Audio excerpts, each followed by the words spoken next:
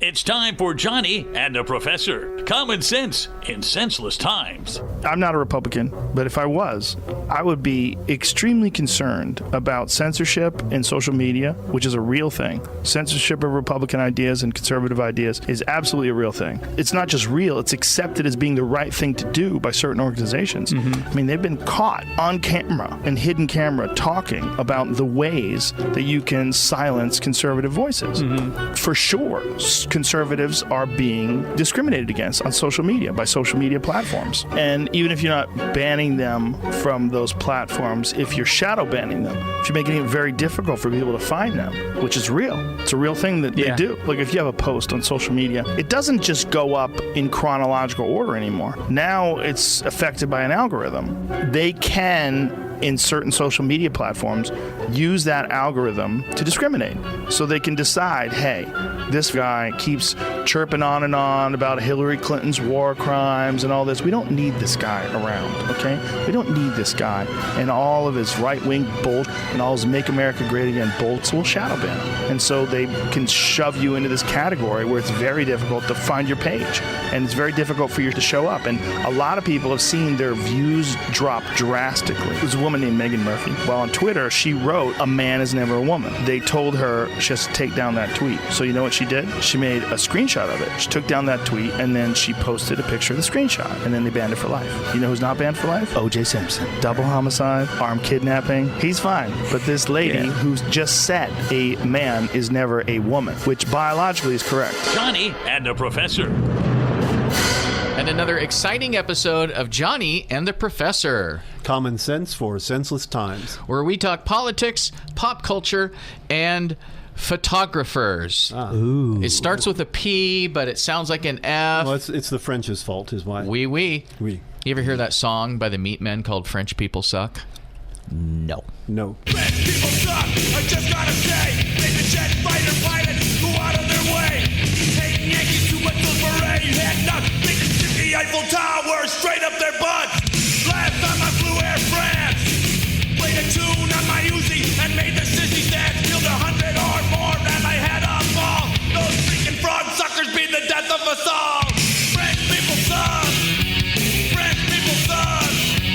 French people suck. French people suck mine. That sucked. Right. So our guest today, Darrell Westmoreland, photographer of the stars. Well, sorta. Depends on what stars we're looking at.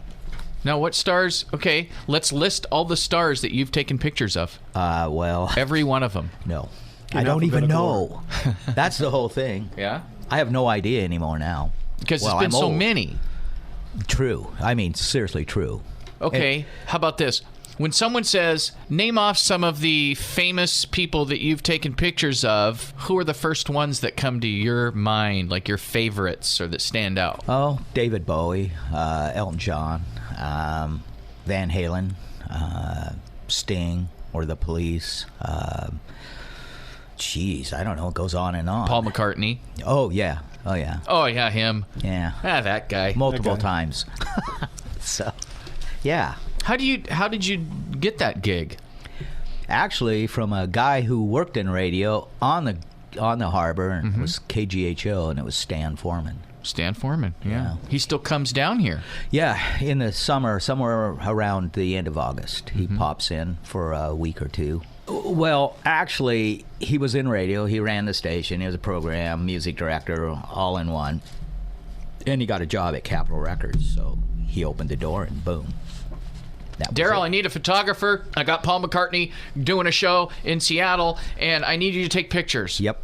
And so I show up. Wow. And as it went on, I picked up more and more labels because usually when there's a concert, there's always multiple acts, openers. Mm-hmm. And so there'd be other labels there. And they saw what I was doing. And they go, hey, man.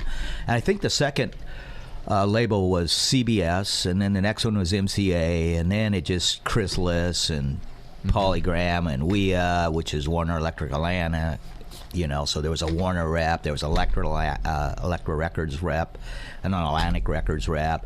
So then I started shooting for all those record companies. They're all kind of like under umbrellas, but I think at one point it was like up to 50 plus record companies I was shooting for. And you didn't go to school for photography or anything?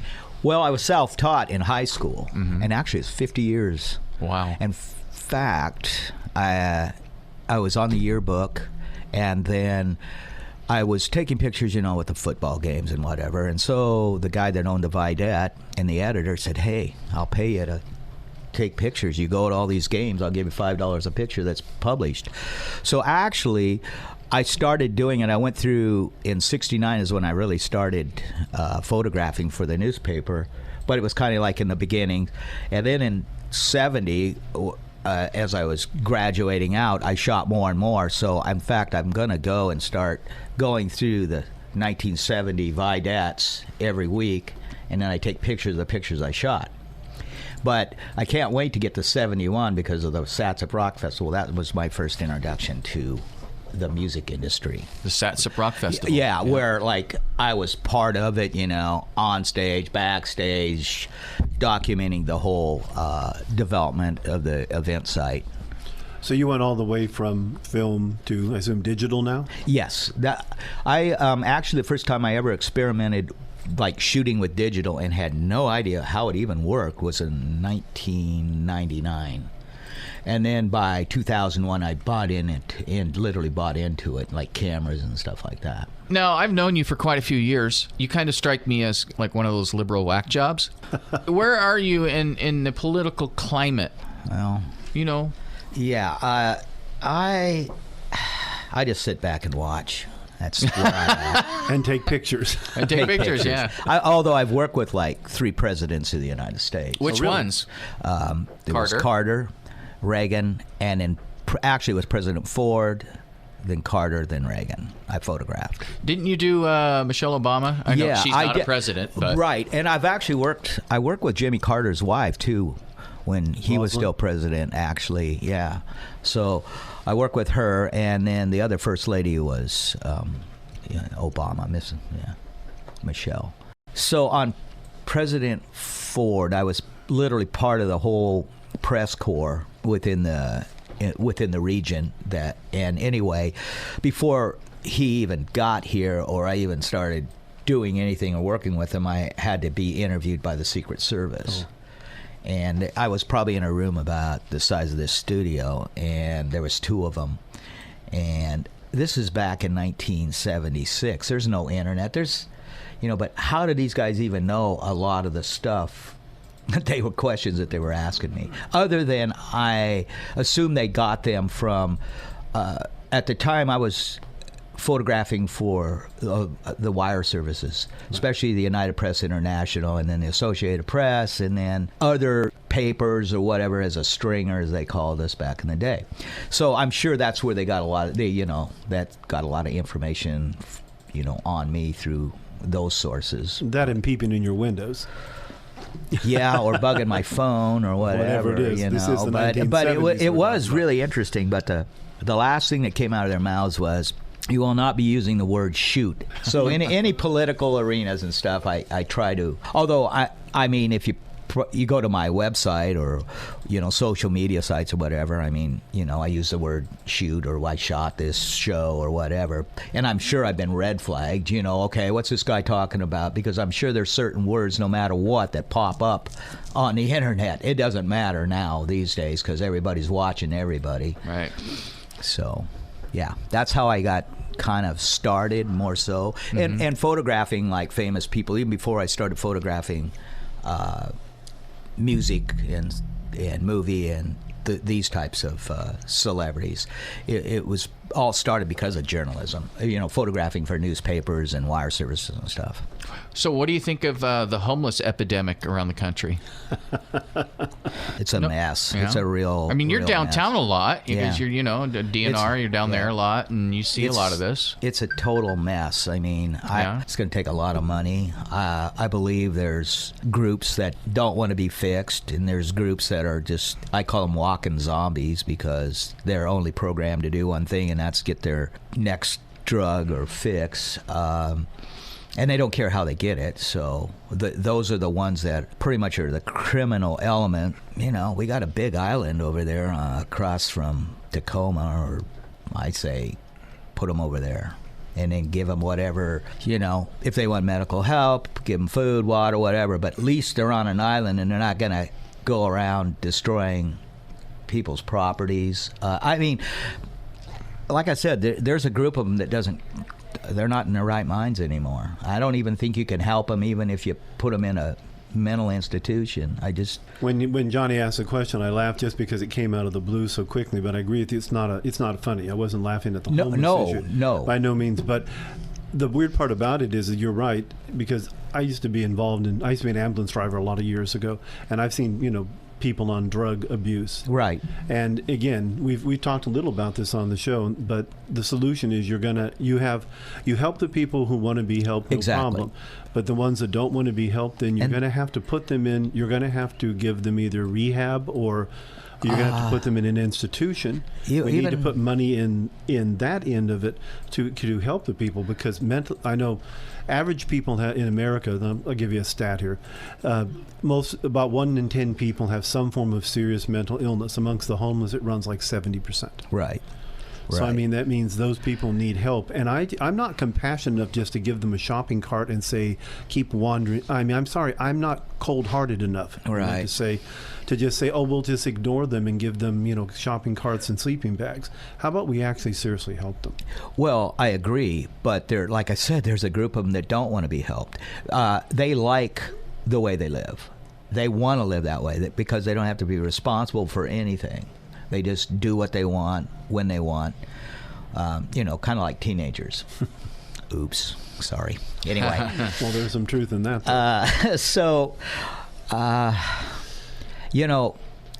And there's probably a third of these people that are out on the streets, or families or whatever. I mean, they were forced out of where they did live because they couldn't afford to even be there anymore. I mean, when you live somewhere where, your rent was X amount of dollars and then it goes up a third next year, then it doubles the following year just because they can get it from somebody else, and you're on a fixed income, or, what are you going to do? You're not pointing at fingers in any cities, but Seattle comes to mind. It's not even Seattle. It's the whole Puget Sound region. Oh, I know. And then, I mean, even in this market, which is, I wouldn't say, the healthiest economy market around here, I mean, rent's probably gone up by, a third or more. And again, this is probably one of the cheapest places to live, but in certain pockets in Grace Harbor, it's like, wow. Yeah, and a lot of and even weird they said in Seattle, I have 2 kids that live up in Seattle. Yeah, same here. And they have they can have gotten apartments, but one of them's living in a studio below a house. Mm-hmm. And it's a nice little place and decent neighborhood and everything, but he's living in a basement. Yeah, so it's kind of like my one daughter, but it's kind of like the mother-in-law kind of apartment, kind of, but yeah, it's extremely expensive to be in that market for sure. But anyway, so yeah, that's kind of my views on the homeless. I mean, I don't. It's a tough issue because it's like part of you wants to be nice and you want to help them, but unfortunately, when you have people like you said, people have mental health issues. We used to, when I drove ambulance, we used to take in what we called 5150s, is what they called them when I lived in California, which means a danger to yourself and others. And we also took people in facilities for evaluation for unable to care for themselves. Right. And they don't allow that anymore. So if law enforcement can't actually take you in for evaluation, then they're just having to put you on the street. Sure, you're just back out. It's like a revolving door. Exactly. Whereas I've heard that maybe our government should be thinking about, organizing our prison system, maybe have less prisons and more institutions to help people. Well, and I agree. And there, like I said, there's a group of them out there. They're like the Walking Dead. I mean, there's no treatment. Nothing's going to work. I mean, they're. I don't want to say too far gone, but pretty much they're programmed for one thing and one thing only anymore. So, And that was called 5150 in California. Yeah, it sounds like, I think that, didn't Van Halen come out with an album, 5150? Yeah, or was that Rush or Van Halen? Van Halen. That's probably why. Danger to yourself or others. What is the code for when we because we used to transport people to the. They had a large mental health facility in San Jose, lockdown facility. I took a gentleman there who they were taking because he had killed his parents with his bare hands when he was 15. He was in his 30s now, and he had developed an immunity to Thorazine. Jeez. So we took him in full restraints and backboards and all kinds of stuff because he was a killer. He's probably teaching school now. Yeah, probably. They probably let him out, and I think he teaches in Los Angeles. He's probably working with children now. Yeah, probably. Right. Yep. Yeah. Has to be roaming free, a butterfly. And he was a scary dude. I'm the only person I ever had in an ambulance I'm sitting with that I was going, this guy scares me. This guy's definitely not. Yeah, he's on the other side, as they say. But it's weird when you got to the mental health facility. They were so used to it. They just walked out with 8 orderlies, picked him up by the straps, carried him in without any problem at all. He couldn't. There was 8 guys. We just got to. Well, wait. that sounds like a coffin. That is, and just picked him up, carried him in, and put him back in the restraints. But I mean, they're used to it in those kind of places. Wow. But again, this is 40 years ago. Right. Well, yeah. See, so look at it today. Yeah, today. So you both were around before when dinosaurs walked the earth. Yes. Right. Now, before JFK federalized mental health, you guys were around, right? Yes. Were you? What age? What was that? 62 or 61? It's 62 and 64. They're two. How old were you then? I was a kid. I was in 61. I was 11 and 14. So you wouldn't. It's not like you were aware of what was going on then. No, actually, the thing I can remember was the Cuba crisis. Cuban Missile Crisis. Seriously, I remember that too. I mean, really, it was like, hey, we might be blown up tomorrow, man. It's right. Like, I mean, it was like that was. But hey, just because Castro had reading programs, so he's not a bad guy, and communism is great because Castro had reading. Just ask Bernie Sanders. According to Bernie. Oh, I don't know. Oh. No, you don't want to, yeah. But you I don't remember that know. too. And of course, you remember when Kennedy. You can't handle the truth! That's true. I remember that. I was in, grade school when that came about, and it was kind of a sunny day. It was about, I don't know, maybe it was like between 10 and 11 in the morning or somewhere in there, and the principal or somebody came in and said the president's been shot. Or assassinated. I remember that too. And it's like, wow. And then it was in November, and I remember it was nice out. It was sunny, but then it's like the whole nation shut down after that for it went into the weekend. I don't know when it was exactly. If it was a Wednesday or Thursday that it all happened, but Thursday, I believe. Yeah, and then I remember the weekend walking around in downtown Montesano, and it was like on a Saturday. It was just like it was a Sunday. Back in those days, no stores were open. That's another weird thing. Back in when I was a kid, there was, stores weren't open. If you didn't get gas Saturday night by 6 o'clock or whatever, you didn't get gas till Monday morning, and no stores were open. It was a whole different way of life back then. But I remember walking around downtown. It was gray, and it was, like I said, it was November, and it was cold then, and it was this eerie kind of real sad state of affairs. And it's so strange. What you're talking about is that both Republicans and Democrats, it didn't matter whether you agreed with John Kennedy or not. He was still the president of the United States, and everybody mourned him. Everybody into the country, and in some extent in the world. He was very popular in the world also. Yeah. And then the country wanted him to succeed, right? Whether they wanted for him or against him, right? And the funny thing about it is he wouldn't. The parties now. I can tell you, the Democratic Party wouldn't recognize him now. He couldn't be a candidate now. Right. Because he was he was a low tax guy, and he was a minimal government and strong foreign policies. Well, he stood up to Nikita Khrushchev. Right. The whole missile crisis. It's a different party then than it is. Right. Well, there was the Cold War. It was all different. Back then. Yeah. It was kind of the Iron Curtain, whatever you want to call it, back in those days. Nobody trusted the East, and In other words, what I mean by that is, Russia or, the communists. Or China. Or China, remember, it was Red China then. It's still Red China now. They act Right. exactly the same. They just wear Western suits now. Right. And have And capital. let's see, own us, but pretty much, yeah. Well, at least own some of us. I can remember you better eat your dinner because there's starving children in China, or whatever that was. Well, now they're Now having the it's- problems with coronavirus children in China. Yeah, well, Boy. just, I keep drinking that beer hoping it'll be like, keep me from getting it. Using the corona immunization system, using the beer. I've heard that one before. And the weird thing about that is it's actually affecting the world economy now. I mean, our stock market lost a huge amount. Yeah, the last few days because of I understand that they're trying to make this the new Russia for Trump. Is this coronavirus? This coronavirus could destroy Trump. It could have him lose his presidency. Or Bernie can win because of this coronavirus. I mean, I'll play you the clips of a compilation of all the news broadcasts that say, Yeah, but, right now, the whole political arena, the Democrats, who's running for office. Candidates. It's still a horse race. I mean, wait till summer. Right now, whoever could be ahead, trust me, by this summer, they might be behind, and somebody else is the new front runner. Well, their Super Tuesday is coming up soon, and that one has a lot of power. If whoever pulls out of that one tends to get it. You're right, though. I was watching the debate last night on them, and boy, it's a playground fight. Oh. Man, it has nothing sure. to do. It was just, there were...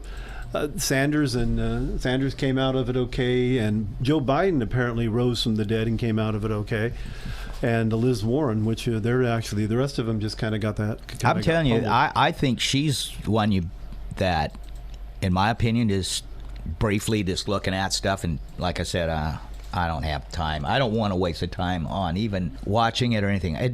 Anyway, she could be the dark horse that pulls it. I mean, you just don't know. That's what I'm saying. It's still early, and even after Who do you like out of the Democrats? Actually, I kind of like her. Okay. I don't know why, but Pocahontas? yeah. Okay. Even get her to tell the truth about something would be nice. Oh, they don't. What are you talking about? Nobody tells the truth. They tell you what you want to hear. Come on. You can't handle the truth? You can't handle the truth, so I'll tell you what you want to hear. I gotta say, before Trump, there was always this, all politicians lie. They all lie. They all tell us what we want to hear. But now it's like, Trump lies all the time. Well, how is that any different than any other politician in any other decade that they've always lied. So what's the big deal? You're making it a big deal if Trump exaggerates and, oh my gosh, he lies so much. Well, he's just fitting in the political climate that we've had since politicians started lying. And it's the norm. Right. I mean, I'll tell you what you want to hear. He's trying to fit in. I agree with that, but I mean, I always put the difference in between important lies. In a weird way, sometimes unimportant lies are worse because it tells something about the person in general. If you lie about something, if you lie about your age or your weight, that's not a big deal. Right. Well, yeah, ask any woman. So how old are you, babe? So you've officially fallen into the toxic male syndrome here that Johnny's always accusing me of. More chit-chat with Darrell Westmoreland coming up on Johnny and the Professor. This is Johnny and the Professor. Common sense in senseless times. What would you do if you were the planet trying to defend against this pesky, troublesome species? Let's see. What might... viruses. Viruses might be good. They seem vulnerable to viruses. And viruses are tricky, always mutating and forming new strains whenever a vaccine is developed. Perhaps this first virus could be one that compromises the immune system of these creatures. Perhaps a human immunodeficiency virus, making them vulnerable to all sorts of other diseases and infections that might come along. And maybe it could be spread sexually, making them a little reluctant to engage in the act of reproduction. Well, that's a poetic note. Contact the show at jpshowfm@gmail.com. There is nothing wrong with the planet. The planet is fine. The people are difference. Compared to the people, the planet is doing great. Been here 4.5 billion years. Did you ever think about the arithmetic? Planet has been here 4.5 billion years. We've been here, what, 100,000? Maybe 200,000? And we've only been engaged in heavy industry for a little over 200 years. 200 years versus 4.5 billion. And we have the conceit to think that somehow we're a threat? That somehow we're going to put in jeopardy this beautiful little blue-green ball that's just a-floating around the sun? The planet has been through a lot lot worse than us. Been through all kinds of things worse than us. Been through earthquakes, volcanoes, plate tectonics, continental drift, solar flares, sunspots, magnetic storms, the magnetic reversal of the poles, hundreds of thousands of years of bombardment by comets and asteroids and meteors, worldwide floods, tidal waves, worldwide fires, erosion, cosmic rays, recurring ice ages, and we think some plastic bags and some aluminum cans are going to make a difference? The planet isn't going anywhere. We are. This is Johnny and the Professor. Common sense in senseless times. The planet will shake us off like a bad case of fleas. Contact the show at jpshowfm@gmail.com.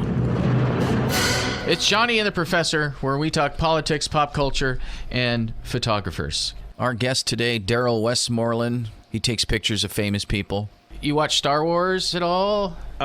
Star Trek? Are you into I watched anything? Star Wars like back in 1970. Yeah, okay. Whenever it came out. Okay, you know. so you're not going to know any of the current climate. No, other than no, not really. Okay, how about Bob Iger resigning immediately from Disney yesterday? Or yeah, I think it was yesterday, really? the day before. Yeah. Why is their stock falling or something? I don't know what's going on. Anybody have any? Well, the rumors seem to be that it's because he's been really pushing for the Marvel. You know, of course, they had the big money is for them is the Marvel movies. It used to be Star Wars until they destroyed the IP with Right. this virtue signal BS and that's forced diversity. Well, what's this Disney Plus or something? Their streaming service? A streaming service, yeah. It's an online. But that's a big deal. That was launched here like what? A few months before, ago. before not the long first ago. of the year, yeah. I mean, back in the 80s, I did this, it was called Live from LA. One of the guest that came there was I think his name was Brandon Koff. He was CBS or ABC or NBC, but he was the president, and he was like the youngest person to control a network at the time. But I remember him, and he was young at the time even, and this was in 87. I mean, the guy looked like he was maybe 40 or something, where most of those executives for those major networks were, in their 60s plus. Yeah. So look like people in the room here, but anyway. Yeah, well, except for Johnny. Yeah, Johnny. He just never ages. I don't know, man. Well, how come you're not turning us on to whatever you're taking? Yeah, well, you'd have to have a portrait painted of you, and you mean photoshopped? Yeah, photoshopped. Since we're going to talk, Johnny's living Photoshop. Mm-hmm. But anyway, so you're talking about Brandon Koff? Yeah. But anyway, that talking about like Disney and the executives that run them. Well, the media right now, of course, has been the Harvey Weinstein got sentenced to, and he's been convicted. They haven't set his sentence yet. Right. Anywhere from about 2 to about 25 years. Yeah. And in my opinion, he's a pig. Oh, I don't argue with that either. I mean, come on. But I mean, it's weird. You can go to Los Angeles into a large mall in LA. I can't remember the name of the mall, but I've seen it. And there's a statue that honors the casting couch, and that's what we're talking about here, is the whole casting couch idea. And I mean, that's what they're after him for. And I think he's a pig too. But I don't, and I, if it was my daughter, I'd remove pieces of him. But it doesn't change him. My daughter would never have fallen for it because she's got common sense. And that's the weird part. Is it actually? Is it just the powerful, and those who want things, just transactions of deals? They're just making deals. They're trading sex or information or whatever they can. I think that could be, if anybody that has a certain amount of power, and I don't care if it's Hollywood, I don't care if it's this radio station. I mean, anybody can be vulnerable to the actions of somebody that's got more power. Well, I was a history professor, and I knew on my campus there that there were instructors who the pretty girls in their classes always got good grades. Sure. And I always, and those of us who were, just when I was going to school, I remember there were always ones. And I knew colleagues that I would not recommend personally to girls to take their classes because I knew they were horn dogs. Right. Well, I mean, even myself, I mean, I'm a photographer that hangs out with celebrities, and I mean, part of the entourage, I don't know how many times I've had female counterparts come up and say, oh wow, can I hang out with you? Oh wow, what can you do for me? I mean, you could just name your whatever. And so that's what I'm saying. It doesn't have to be the powerful and the rich. I mean, it's, it could be anybody that has if you got something I want, it becomes a transaction. Yeah. I mean, only one time in my career, I had a female student, actually tell me, "I'll do anything to get an A in this class. What can exactly. I do?" And she was so disappointed because I'm happily married. I said, "Well, you're going to have to get better grades on the test and hand in a second paper and study more." Yeah. And that was it. I mean, it was just, obviously, this trick had worked on other professors. The Me Too movement, strangely enough, they went after political people, they went after movie people, they went after executives, corporate. And out of all of it, the only one that they never went after is the rock stars. Because I think it's a given that, hey. Well, Bloomberg got popped saying, I'd like to have a stab at that piece of meat. Where's the Me Too movement there for him? I think he got his hands slapped on that one. Well, Liz Warren went after him with a tomahawk. I mean, he got put in his place. She almost scalped him. I mean, yeah. But it wasn't bad enough like with Weinstein or whatever his name is. What I witnessed in my career of dealing with the music industry, it's unbelievable. I mean, being backstage or sex, drugs, and rock and roll. Oh, that too. I mean, so it's kind of weird that none of the rock stars really got popped for that. Right. But I think it's a culture that everybody understands. Whereas the movie industry, that's just not acceptable. The political arena, it's not acceptable. But in music, in the music concerts, industry, backstage, groupies. Cosby was using supposedly drugs of some sort. I mean, but I'll play devil's advocate just for the heck of it.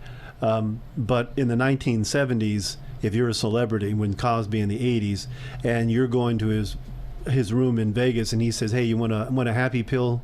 Sure. I mean, people just took them and they drank. I mean, I'm old enough to remember the culture too. Hey man, what do you got there? And I know got a Quaalude. Yeah, you got a lude. Want to drop a lude? And I mean, it's a lot. Well, in the 80s it was cocaine and marijuana and alcohol mostly. Right. I mean, and then the 90s rolled around and it was heroin, and although heroin was always there no matter what, even in the the culture of the punk rock, that hit 10 years before the grunge, and most of those artists were coming out of like London or Europe, in that type of music. Most of them were like experimented with heroin a lot, and then when the 80s set in, then I'm sure the music industry was in bed with the cartel, because trust me, the cocaine drug that was, it wasn't stepped on, it was clean, but it was just part of the whole culture. I mean, if that's what the artist wanted, he got it. If he wanted sex, he got it. He wanted alcohol, he got it, and any type of alcohol he wanted, or brand, or whatever. So green M&Ms, he got it. Yeah, no brown ones. Right. But those were writers, and that was to see if you were paying attention. Yeah. A and they still do white underwear. They still do it. In fact, when Cosby came to Aberdeen, he wanted this specialized water, a case of it, and we couldn't find it anywhere. Finally, we found a place in Seattle that could get it for us, and so we got it. And it was in his dressing room. He never even touched it. Never touched it. Not one bottle. I heard he wasn't a pleasant person to be around. No. I hit him in the head with the door. Thank God, I thumped him really well. Now, was this before or after these allegations? Well, I think there were some allegations that were coming out at the time, but he hadn't been popped yet. This has been like 4 or 5 years ago he was here. Right. Not sure, but no, he wasn't. There's just like I watched two sides of him, and I mean it was a 180. When there was kids around, he was like the pudding pop guy. Then the parents, they brought the kids, and then the parents would walk, hey, can we get a picture taken? And he goes, no. Wow. He was just rude. A grumpy old man? Yeah, I mean, I guess after how many decades of it, you kind of get sick of it. Oh, come on, then. What are you doing it for, then? And, I mean, you know, you're a celebrity. I'm sorry. That's part of the game. That's part of what you are. I mean, that's why I have a hard time feeling sorry for people that go, you want celebrity. You want to stand up and have look at me on amongst. Why are you looking at me? And exactly. And why are you looking at me? Your photography, though, I mean, you haven't really. Have you ever dealt in the direct paparazzi kind of stuff? No. Because I was always hired to be there. I was part of the entourage. And for some reason, I just never really did that. And there was opportunities where I could have. Right. Maybe that's why I lasted as long as I did in the industry. I can't think of her name. What's her name? She was the governor. It was a she. Dixie Lee Ray? Yeah.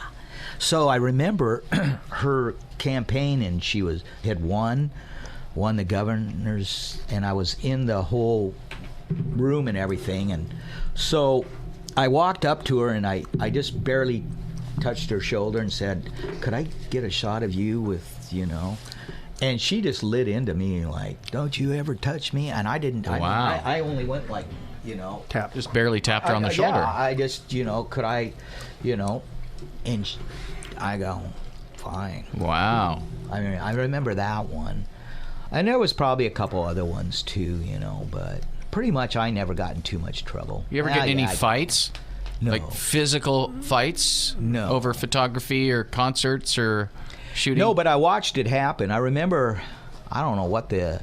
Hey, leave me out of this. Yeah, there was Johnny too. But anyway, that was that rap stuff. But so this concert was at the Tacoma Dome, and I think it was Korn, which is a really hardcore at the time. Right. Artist. Metal. And then there was Beyond metal. Yeah, heavy, industrial, I don't know. Anyway, and then there was another, I don't know, I think it was them. So there was this other photographer and myself, and we go out there, and we're set up in front of the barricade, right in front of the stage, and this manager dude comes out and starts yelling at us, telling us to get out of here. I mean, get out. I'm going, okay, fine. I said, let's go.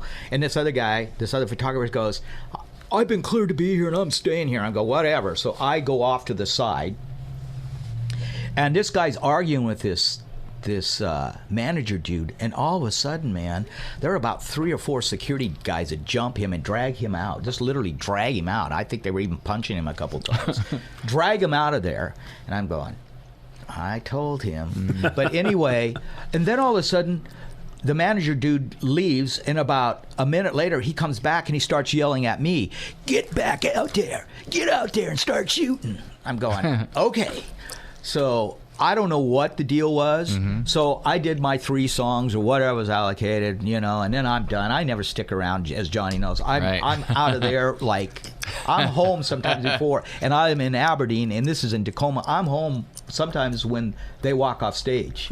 I don't care. I mean, I've seen so much in my lifetime that I don't care anymore. But anyway, so I leave, and I'm walking out of the dome. I go out of the administrative, and I go down and around. I'm parked in the parking lot, and this photographer's standing out there, and he's semi-bloodied. And he goes, I looked at him and I said, I told you, if they tell you to leave or whatever, you don't argue with these people. You have to understand that. You don't argue because you're not going to win. You're not going to win. Right. No way. They own it. I mean, when those, believe it or not, when the concert, when they move in and take the venue over, they actually own the venue at the time. I mean, even the administrative, they help them to get them whatever they want or help the seating and all that, but they're not even cleared to be back there. In fact, on Michelle Obama, that was another thing. I was cleared right off the bat with the Secret Service because I've been dealing with them for a long time, and trust me, I'm in their system. Right. But they came up to me and introduced themselves and everything, and then the one Secret Service guy comes over and he pins this little lapel pin on. So now I'm clear. I can go anywhere. I even escorted a photographer in and out because I had borrowed some lights from him to use the setup, and so I wanted to give them back to him. But they kept all the photographers herded into a holding zone, and they couldn't even go to the bathroom unless one of the Secret Service guys took them. But I could actually take them and walk them out, came back in. I could go anywhere. Nobody even in the whole administrative at the Dome had that kind of clearance. Wow. Says the difference. So the security for a concert is higher than for a president or a president's wife. Oh no, the presidential is high. Why? They had dogs sniffing. I mean, they came through everywhere. Although I've seen concerts like that now. Now, actually, the Tacoma Dome's probably one of the safest venues because it's just like going through the airport. You got to go through metal detectors. If anything goes off, they warn you. I mean, it's pretty safe to be in there. But if your last name is Gunn and you're around the Secret Service, you hope no one yells your last name? Yeah, Peter Gunn. Yeah, you yell Gunn, and that could be... Everybody down! Yeah. Yeah. So anyway, that whole Secret Service, when you're in that bubble, that's a whole nother ball game, literally.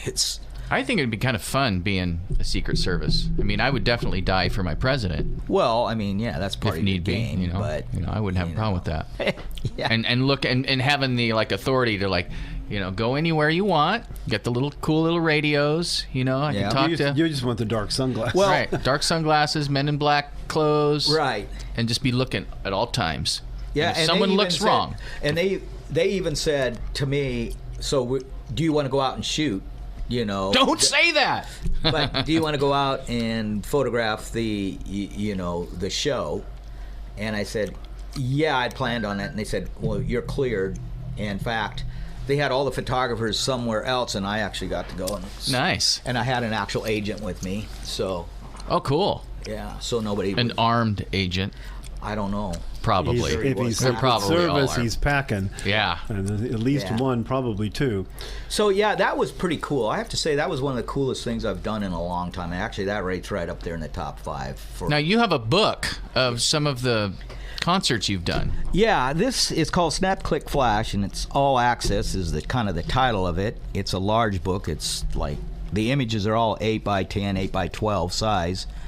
And it's a sampling. It starts from 74 and goes up to about 2010. But it's just a sampling of a lot of artists. And a lot of these artists that are in this book's the first time they'd ever even been in Seattle. Like this shot here at Bon Jovi in 84. Wow. $3 at the Paramount. What do you mean $3? That's what the ticket cost. Tickets were $3. Wow. Remember, minimum wage was like $1.50 an hour. Right. Bob Seger in 76. So, I mean, it goes on and on this particular book. But are you going to do other books? Yeah, I'm not done with this book project for a while. I mean, I'm still working this thing, but I started putting together like hip hop, rap, R&B, country. No, that'll just be hip hop. How come no country? Well, I could down the road. I think on this format, I had actually kind of planned 3 books with this format, and the next one would be Snap, Click, Flash, hip hop, rap, and R&B, and then the next one was going to be Snap, Click, Flash, digital, because I've been photographing digital literally for over 20 years. So, that's a whole nother way of looking at artists, and that would be all color. This book here is all black and white, which kind of, when you look at it, it almost makes it look like it's timeless in a lot of ways. But anyway, and the hip-hop one would be probably a third of it would be black and white, and the rest would be color. Now, this type of book, a person could buy for, like, the music lover? Oh, this is an awesome gift. I mean, Little Richard right there. I see. I didn't know. Yep. Little Richard. And he was covered in sweat. His literally face is covered in sweat. So I go get a new hand towel and I go over and I hand it to him. He goes, "Man, I like to sweat." I go, "Oh, okay.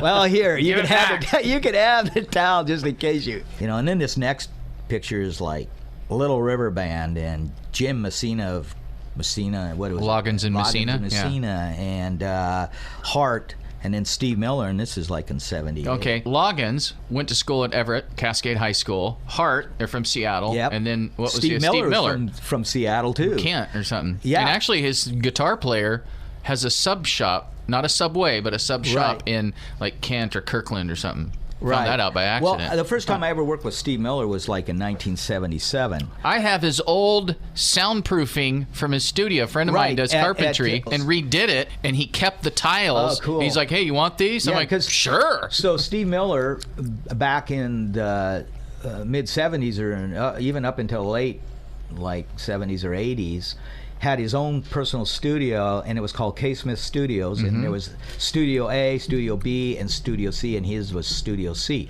And believe it or not, the studio wasn't about this size of your room. I have his old soundproof tiles. I should sell those. That's history. Okay, so I worked with him a couple times after, but what was it's kind of cool that he's going to be at the Washington State Fair, and actually he kicks it off on September 4th. Oh, wow. So I'll do a posting of here he was in 77, and you'll be doing photos for the fair. Yes, yeah. I'm the director's personal photographer, so I handle all the stage, shoot all the stage stuff, and all the meet and greets backstage. I handle all of that. How do I buy your book?